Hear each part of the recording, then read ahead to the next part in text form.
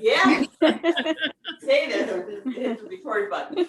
Lemon Cars love TV. I told him he should go on with Joe Smedeker in the morning. Yeah. All right, changing hats here. So I'll give you just a little history while Barbara gets ready. So the shepherd's pie first came about in the late 1700s and early 1800s. According to housewives, that due to having to be frugal, they were looking for ways to incorporate leftovers. So shepherd's pie, here's the interesting thing. Did you know there's a difference between shepherd's pie and cottage pie? And does anybody know what the difference is? No. I never really heard of cottage pie, so don't worry. Me So, neither. so shepherd's pie has the beef in it, or the ground beef. Mashed potatoes on the top and the bottom, and there's usually minced meat. Yeah, minced meat. And they can have anything. The cottage pie is similar, but it uses, whoops, I'm sorry, I reversed that. The shepherd's pie usually has the beef. I mean the lamb or The mutton. lamb. Cottage pie is what a lot of people make that has the beef in it. Yeah, that's the fun fact that I have on top of the recipe here. Mhm. Yeah, it's nowadays it's made a lot with the ground beef because it's a lot easier to make. But the shepherd's pie is the lamb, and the cottage pie uses the beef. So Right. I guess all these years I've been making shepherd's pie, and it's really been cottage pie. Or I have done it Cottage with pie. a combination of, you know, half beef and half ground lamb. I like that myself. I like lamb. And also shepherd's pie, they spell it Sheperd. A lot of people want to spell it Shepard, but the proper spelling is with the ERD. So those are the two different versions, whether you call, you know, and it doesn't matter, it still tastes good no matter what you call it, but the you know, the beef and the lamb makes a difference. Now I've had it years ago made with the beef chunks, and that seems to be what the tradition is. Again, now it's all with the you know, the ground beef. So since I didn't use the ground beef and I used you know, I bought a chuck roast from ShopRite and I cut it up, and I had to cook it ahead of time because it takes a while for that to cook. So that's why I'm not cooking here in front of you. But I made it, you know, very similar to, you know, you make your stew meat.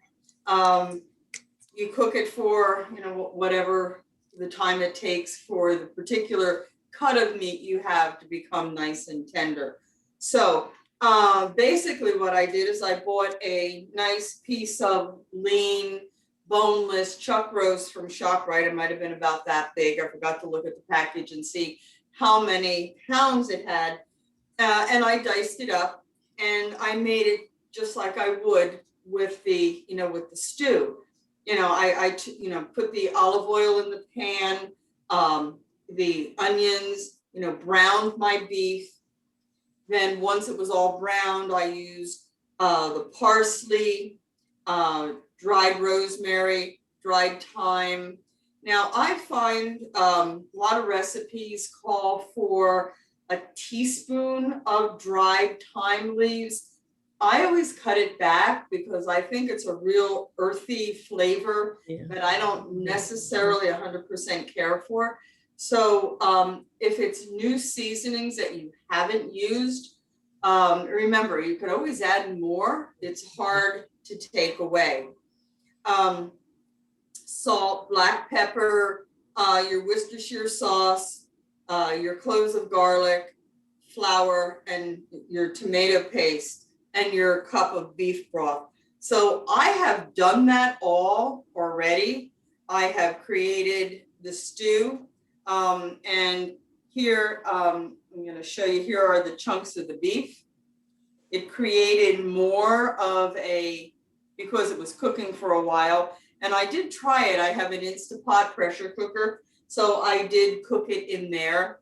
And it gave me more juice. So, and I didn't drain that away. I kept it because it got nice and thick, and I figured it would be great to put the, with the potatoes and everything.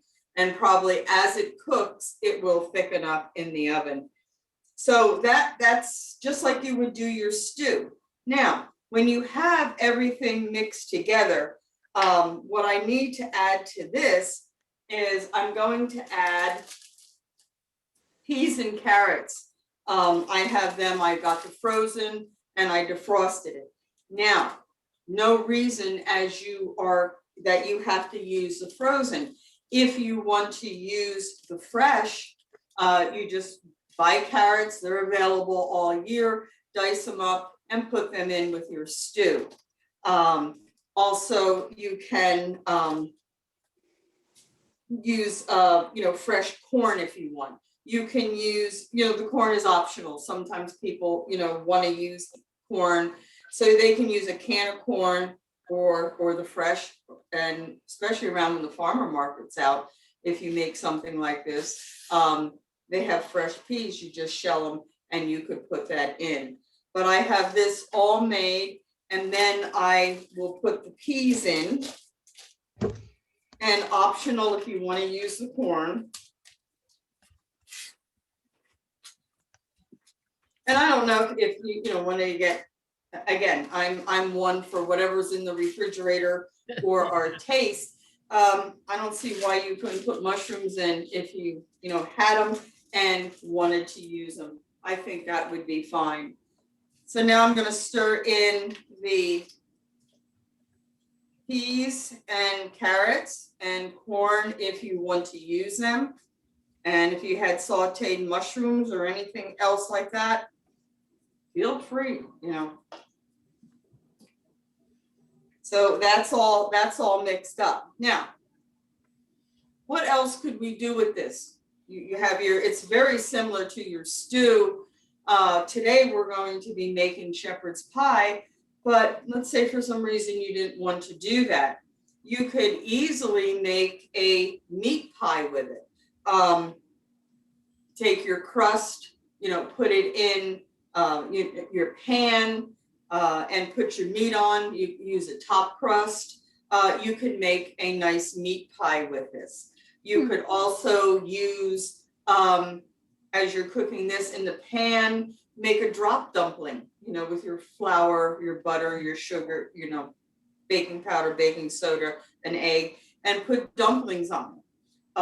Or buy some puff pastry in the grocery store. So there's, with this particular meat, there's a lot of different versions that, same thing, that you can actually create, or you can put the potatoes on.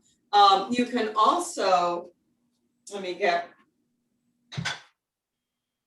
make individual servings. If you have these larger ramekins, make individual servings, so everyone would have their own individual shepherd pie or their own individual meat pie. That's totally up to you, but they're just some different ideas that you would be able to do. I use these I love chicken pot pie, with the crust, the top crust. So I'll make a mixture similar to this, fill it, put the crust on and bake it, and they're individual size. All right, so I have this all mixed up. Now, one other thing, I have seen many recipes, and this one, when you cooked it, called for beef broth. Some of them call for Guinness stout. So, that's something else you can put in, however you want. Fix my scarf here, it fell apart. All right, I don't know how that happened. All right, so I have all my meat done. So I'm gonna get my baking sheet. Since it's probably gonna splash all over, I put this on a rim baking pan, and I can put it right into my glass pan.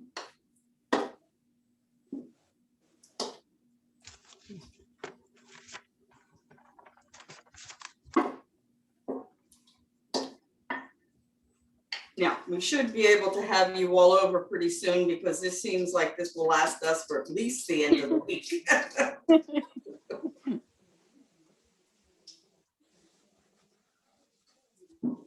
All right. Okay, so that's all in here.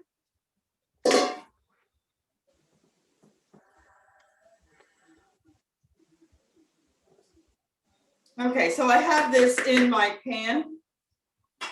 I'm just going to set this aside. Now let's talk about the mashed potatoes.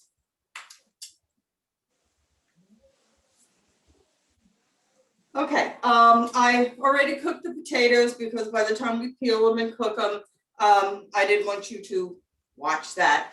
So I cooked the potatoes, and I already then, when they were warm, which was, you know, right before we came on, I did put in here 1 stick of butter, so the butter melted.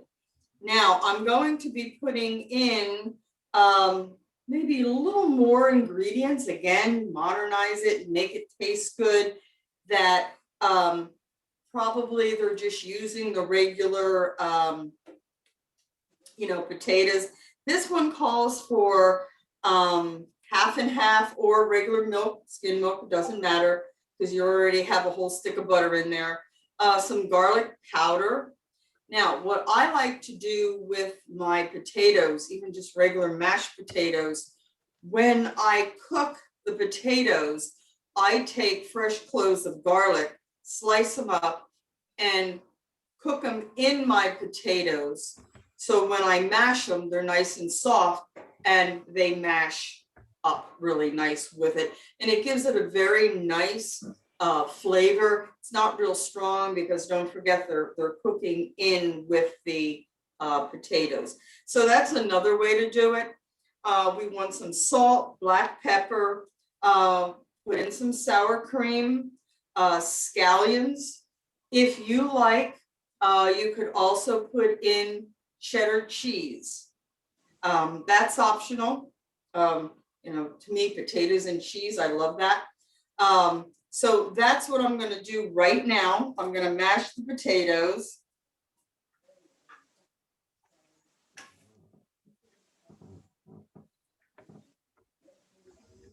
And you know what? While I get the other ingredients, I am going to employ the service of the leprechaun to stand here and mash the potatoes. Leprechaun was supposed to be on vacation. Yeah.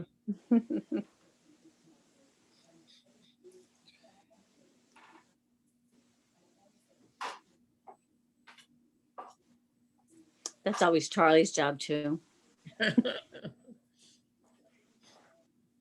Well, I drained the potatoes and I put them there right before I turned on, but I'm surprised, you know, cool down quick. So that takes a little bit of effort there to do that. But you have a strong leprechaun. But I have a strong leprechaun, you're right, you're right. Okay, fun fact. Here we go. So Okay, corned beef and cabbage. Is it an authentic Irish dish? Yes or no? I think I'm going to say I'll no. say no, but it seems like anything we use, any kind of Italian food or anything, you know, Yep, isn't correct. authentic. Barbara is, she is correct. It actually, it did not, it's not something that was an Irish food. It wasn't until people from Ireland immigrated over to the Americas and they found out that actually in a Jewish market is where they found out about the whole salted process for the corned beef, and hence that's where that all came into play. Your more traditional food would be like an Irish stew or versions where they use what is it, blood sausage and potatoes, pretty much anything with potatoes. seems to be an Irish thing. But anyway, yes, I thought that was interesting because, you know, everybody, that's what you make for, I mean, it is the American version of, you know, it is our American Irish food, but I thought that was interesting. Yeah. Yeah, that's good. That's good. I could take over from there. Leprechaun got fired. Leprechaun, thank you, Leprechaun. All Hmm. right, so he has mashed the potatoes in with the butter. And I have slices of garlic that I have used, so I'm not going to put in the garlic powder. I'm going to put in a little ground pepper. Now, if you didn't want the specks, you could use white pepper. I find that has a different flavor. So I don't prefer that as much. So I'm gonna put a little bit of salt in, a half a teaspoon of salt. And if you're using the cheese, you wanna watch what you're doing with that. I'm going to put in sour cream, a half a cup of sour cream. And again, your preference if you want to leave it out.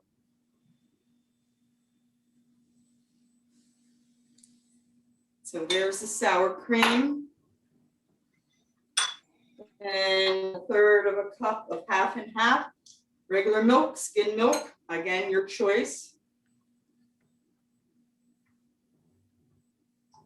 Every once in a while when I have buttermilk that I realize, you know, I've had a little bit too long and it's not, well, of course not expired, but I want to use it, I will put it in the mashed potatoes. And I had seen a recipe for that and I tried it. It gives it like a little tang. It gives it a different flavor and you don't really know that it's buttermilk. I thought, oh, that's good. What's in that? So I'm gonna mix in the sour cream. Anybody else have any fun things that they put in their mashed potatoes? Well, I have some more for you here. I'm not done yet, so.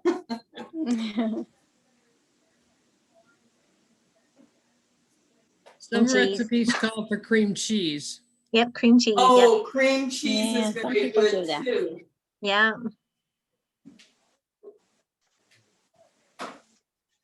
Depending on your potato too, it could be a little drier, you know, whatever you're Right. using. So instead of adding more half and half, I just added some Milk. skim milk. Make it just a little bit looser.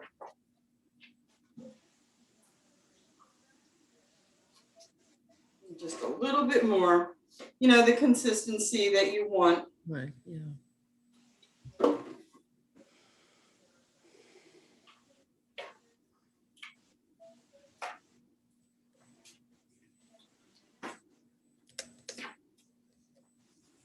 Leprechaun is wondering if Nicole has any fun facts about leprechauns.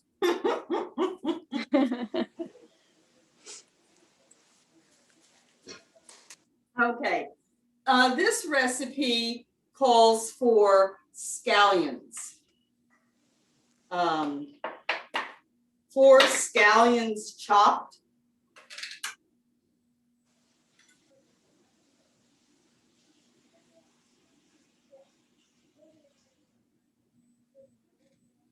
And if you don't like that onion flavor, you don't have to, you know, put that in.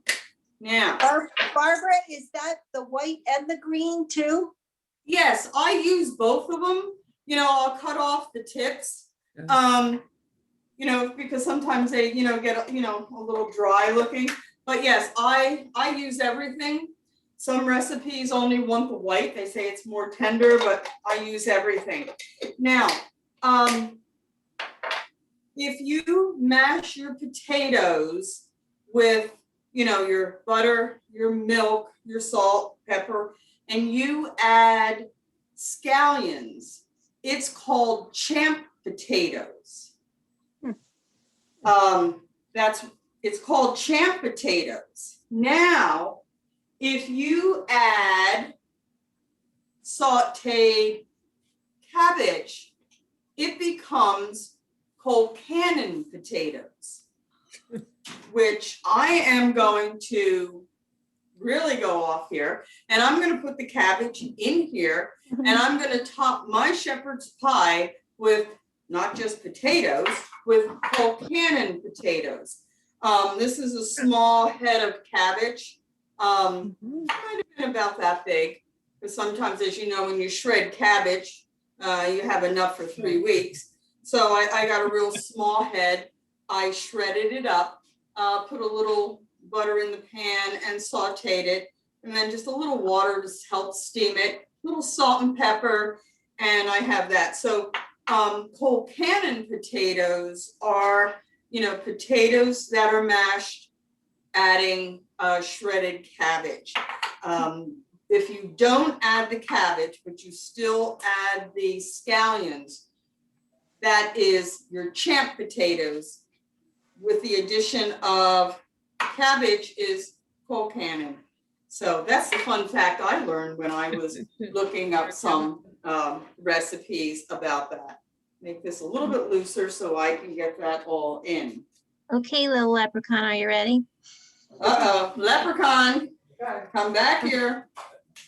So the leprechauns are actually part of their little fairy world, because we all discussed how over in Ireland, they're very big on fairies, and they believe in them bringing them luck and bringing them health and prosperity and all this. So these little guys, they were origined, people believe them to be 2 to 3 feet high. In order to hide from humans, they dwell in underground caves. They're also famous for being the cobblers of the fairy world. Hence, that's where they get their money, shall we say, the iconic pots of gold. Oh, yeah. They're also one of the few fairies that are only male. There's no female leprechauns. There you go. How's that? Okay. Oh, I didn't know that a leprechaun was called a fairy. Yes. Hmm. Yeah, that's part of my, I was going to do a thing on leprechauns for my newsletter next week. So Ah, there you go. it's so funny that he said that, because I'm like, I have that tabbed in my history already. Oh, there you go. There you Leprechaun. go. Now, I'm the American version because I had to have a female in my life. You have a female. You leprechaun? only come in a male. So this is finished as it is, the potatoes with butter, your milk, your garlic, salt, pepper, sour cream, scallions, and cheddar cheese if you want. This is fine to plop on top of your shepherd's pie, but I'm going to make Colcannon potatoes. And I figured this would give an opportunity for you to see some, another version of it. But Colcannon potatoes are delicious as a nice side. Cabbage. There's a recipe in my newsletter too for Colcannon. Oh, yeah. Yep. Now that's a place in Ireland, right? Colcannon? Correct. Mhm. Mhm. Now, my mother used to make, not with the potatoes, and I think it's just like it seems, the different nationalities will do different things with the cabbage, but she used to saute the cabbage, but she used to stir it up with, like an elbow macaroni, and then put like a pot cheese or a farmer's cheese in it, and, serve that as a meal. And that was very good, very tasty. Because the cabbage is nice and tasty, sauteed, it becomes, very sweet. All right, so let's see what we're doing here. Okay, all mixed in.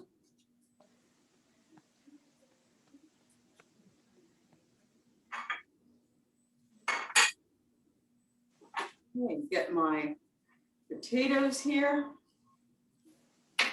Away, and get my shepherd's pie here. And let's put the potatoes on top.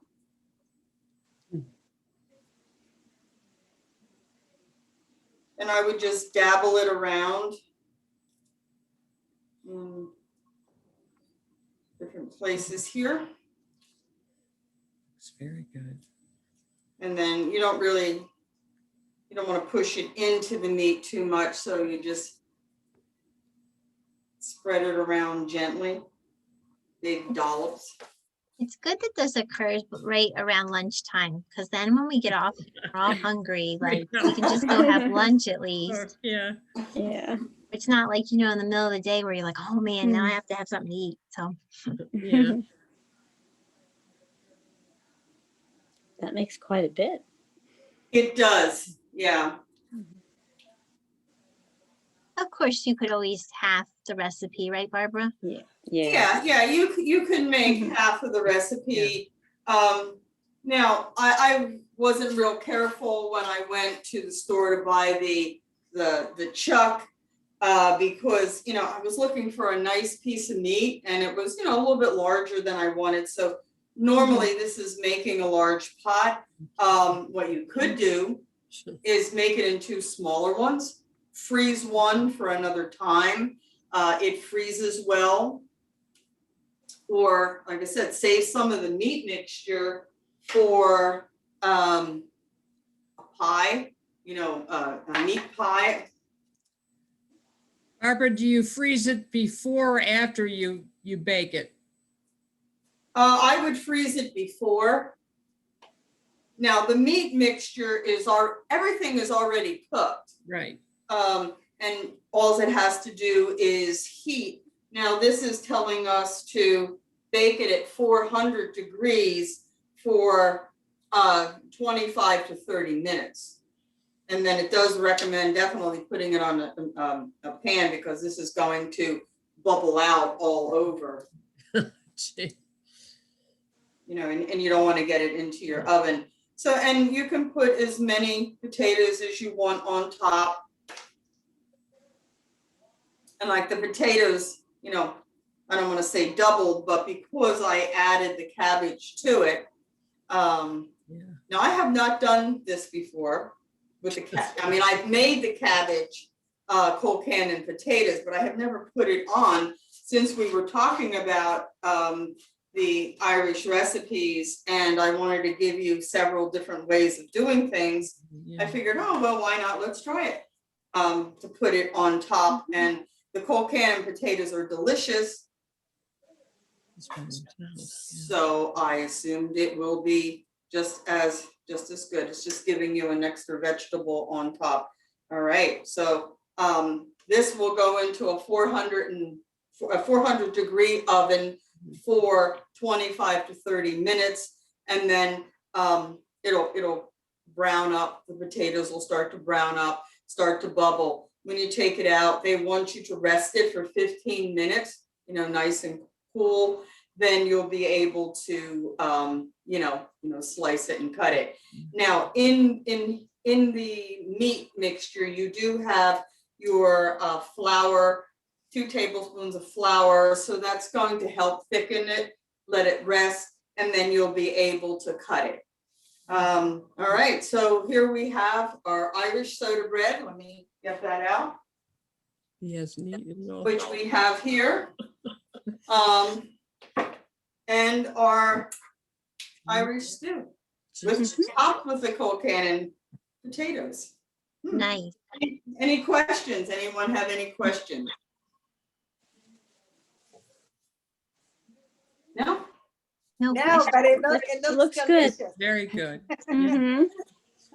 Yeah, I guess we're having for supper tonight. and probably the next night. And Yes. the next night, and the next night. Yeah, same. yeah. And For an St. FYI too, Patrick's Day. the soda bread freezes really good too. Just I think because it's such like a dense kind of bread. So I Mhm. mean, don't feel like you're stuck with that either. Although It is very good as it is, or you can pop it a light toast in a toaster oven or the regular toaster. So you can, do however you want with that. Barbara, I found out that when I have used baking soda, I don't always use it as, up as I get in a larger box. So when I use soda, I put it in with the salt and I use the back of my measuring spoon and I break up the little chunks, because Mhm. there is nothing as awful as biting into a big glob of soda. So Right. Yes, if you, yes, yeah. it Yeah, helps. I haven't found that my soda clumps, but that's why they want you to, you put it in and with a whisk it around. Yeah, you definitely don't want to bite into, I've never had that happen, but yeah, I would not want to do that. But, make sure that when you put it in, you take your whisk or your spoon and then you gently stir your flour around so it incorporates all through it. Yeah, so it's not in one, because if you have it there and then you add any liquid on top of it, it is going to just, get into little lumps. So Yeah. distribute it, and that helps a lot. If you're using a mixer, and you're putting it in, some recipes do call for the flour to go in first, and that just take your beater and just beat it around, a couple times to also mix that up. But I always, stick it in and then stir it around in my flour so it's evenly distributed. It's not just dumped in there. Yeah. Leprechaun can't wait. Yeah, Leprechaun said he can't wait. Yeah, all right. Okay, Anybody- so Thank you, Have Barbara. anything that you would like to have made? I mean, we don't have to be in the Easter theme, but is there anything that anybody I like to pops into see your hot cross buns. hot cross bun? Yeah. Oh, yeah, I love Oh yeah, them. and back to that, just an FYI, that's just, it's a religious, it's the cross related to Jesus is the X. mhm, okay. all No right. warding off Mhm. fairies on those buns. Okay, so the X on the soda bread is to, did you say ward off the To fairies? ward off, to ward off evil spirits and Evil to, spirits. yes, Because of am I right in saying the fairies are good people? correct. We Okay, want all right, fairies. so Mhm. we want fairies, okay. Right. So If you have the- fairies in your home, they supposedly protect you. Oh, Okay, good. And if you really want to learn about fairies, you got to go down to the Paradise Lavender Farm, because then you'll know. That's how I've gotten to know all this fairy stuff. So Where did you say to go, Nicole? the Paradise Lavender Farm down there. Okay, Mhm. Lavender Yes. Farm, okay. All things fairies. Mhm. All Yes, things it will. fairies. dish gardens or fairies. Yep, yep. Yeah. Mhm. Fairy dish gardens, yes, Yes. yes. All right, So hot okay. cross buns was the only winner so far. Let's see. Okay. Well, Barb and I we'll think about it, huh? Yeah, I mean, we are coming up to Easter, and I will look to see if there are any, there are a lot of traditional recipes. They have the Easter bread. Again, that's With the egg in maybe it. with The yeast, eggs. and then, you Yeah. have to let it raise. You have the hot cross buns. There's a lot of like, some of the Italians make a grain pie, a farina pie, a ricotta pie. They make that, in a crust. It's Mm. that I have. I've made the ricotta pie, but not the farina pie. But I will look up different recipes to see, if there's anything, traditional for Easter. That isn't going to, that we can do. That's not going to take a lot of raising. Yeah. Punch it down, raise it again, that we could do within the hour. Have you ever made something like a pineapple souffle? At least, I I have never, a recipe. It's with like bread and pineapple. yeah, Yeah. I had it once when I was invited somewhere, and I always was like, that was like the best thing I think I Yeah. I have I've two different never- recipes. yeah, Mm. I have one, it's like, it's a pineapple bake, they call it. Someone had given it to me and I tried it, and I'm glad you reminded me, because Okay. I want to make that for Easter. It is delicious. It's with bread, bread, milk, pineapple, little sugar, eggs, and you bake it, and it is delicious. I mean, to me, that you just could eat that. Good. Mhm. I've never made, when you said a souffle, Yeah, they're tricky, you know, they raise and they fall down. And I'm not big into those, but we could always do it if that's what you want. But that, and maybe we could, you know, make that for next week too, that pineapple thing. It's very easy, and, you know, Nicole can let me know what her recipes are and we could see, you know, what the difference is. But if I'm recalling correctly, it's basically eggs, milk, sugar, bread, and a can of crushed pineapple. And- I don't Yeah, and just so you remember know, anything. they actually call that a souffle because my one recipe, that's what it's called, pineapple souffle, and it's got the bread in it. Oh, So, okay. and then To my me, other it's- recipe, they call it pineapple stuffing. So, I think it's all in the Okay. name, but it looks, the recipes are pretty much similar. So, yeah. Yeah, it reminded me of a bread pudding, basically, you know. Yes, yes. You know, because I think souffle is all eggs. But this is, pineapple stuffing or that. Mhm. Yeah, you know, Nicole, if you could check your two recipes. Yep. And see if they have anything more than, you know, your bread, your eggs, your milk, your pineapple and some sugar. Yeah, no, the biggest difference between the two recipes is the one uses the little chunks, the other one uses the more crushed pineapple. Yeah. Oh, Mhm. And so it does give you two different kind of textures, Yes. but pretty much that's, I'll Mhm. double check, but yeah, it's just, you know, Yeah, well, that's what mine is. It's a nice texture and it's a nice flavor. It uses the crushed, so, you it know. complements, it's really nice with a ham, so. Oh, Yeah, it is, yeah. it is, Yeah. yes. yeah. Yeah, because I like, well, the way my mom used to make a ham, a baked ham with the cloves and the pineapple, and then, you know, the sauce of the pineapple you put over. But Lori's in-laws, you know, we only get together and we're a very small family, and, you know, they don't like it like that. So, you know, I haven't had it. So it's like, ooh, the pineapple, once I tried that pineapple bread pudding or stuffing, it was like, okay, here I have my pineapple and ham together. So I Yes. really enjoyed that. That worked. All right, ladies. Well, thank you very much for Thank joining. you. And Okay, thank you. Thank you. Thank you. Mhm. yeah, and we'll see you next week. And I'll be in touch with Nicole and we'll come up with something else fun in two weeks, not next week. Sounds good. All right. Thank you. Thank you. Okay. All right. Thank Okay. you. Bye. Bye-bye. Thank you. Bye. Bye-bye.